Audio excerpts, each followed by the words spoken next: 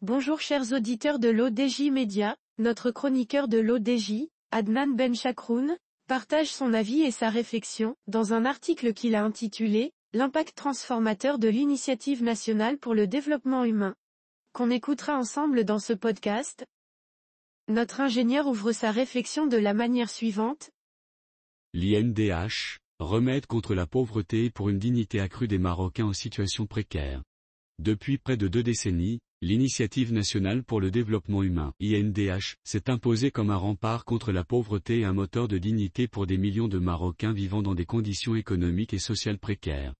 Ce programme ambitieux et multiforme, lancé en 2005 par Sa Majesté le roi Mohamed VI, vise à réduire les disparités sociales et à promouvoir le développement humain dans toutes ses dimensions. Revenons sur les principales réalisations de l'INDH et sur son impact tangible sur la vie quotidienne des citoyens les plus vulnérables du Maroc. Notre chroniqueur enrichit son discours ainsi. Depuis sa création il y a 19 ans, l'Initiative nationale pour le développement humain, INDH, a radicalement transformé le paysage socio-économique du Maroc. Cet ambitieux programme a non seulement amélioré les infrastructures de base, mais a également touché des millions de vies, en promouvant le développement humain de manière holistique. Un des accomplissements les plus marquants de l'INDH est la construction de près de 1700 km de pistes et de routes. Ces nouvelles voies de communication ont désenclavé de nombreuses régions rurales, facilitant l'accès aux services essentiels tels que l'éducation, la santé et le commerce. Cette amélioration des infrastructures a permis de réduire significativement les temps de trajet et les coûts de transport, stimulant ainsi l'économie locale et intégrant davantage de communautés isolées dans le tissu économique national. L'INDH a également joué un rôle crucial dans l'amélioration des conditions de vie, en raccordant plus de 88 000 ménages au réseau d'eau potable et 20 000 ménages au réseau d'électricité.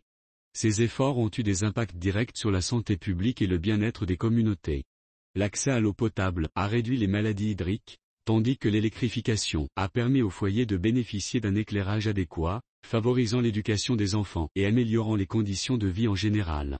La création de 2000 centres sociaux est une autre réalisation significative de l'INDH. Ces centres offrent des services variés, allant de l'assistance sociale à la formation professionnelle, en passant par des activités culturelles et sportives. Ils sont devenus des lieux de convergence pour les communautés, renforçant la cohésion sociale et offrant des opportunités d'émancipation pour les femmes et les jeunes. En parallèle, l'INDH a soutenu 4700 projets coopératifs, favorisant ainsi l'entrepreneuriat local et la création d'emplois. Ces coopératives, souvent dirigées par des femmes, ont dynamisé l'économie locale en valorisant les ressources et les savoir-faire régionaux. Elles ont également contribué à l'autonomisation économique des participants, leur permettant de générer des revenus durables et d'améliorer leur qualité de vie. L'auteur conclut son article en ces mots. Actuellement, l'INDH est dans sa 3e phase, avec un accent particulier sur la promotion du capital humain. Cette phase met l'accent sur le développement de la petite enfance, reconnaissant que les premières années de vie sont cruciales pour le développement cognitif, émotionnel et social des enfants. En investissant dans des programmes de santé, de nutrition et d'éducation précoce, l'INDH cherche à créer les conditions nécessaires pour que chaque enfant puisse réaliser son plein potentiel. Cette approche proactive vise à rompre le cycle de la pauvreté en s'attaquant aux racines profondes des inégalités.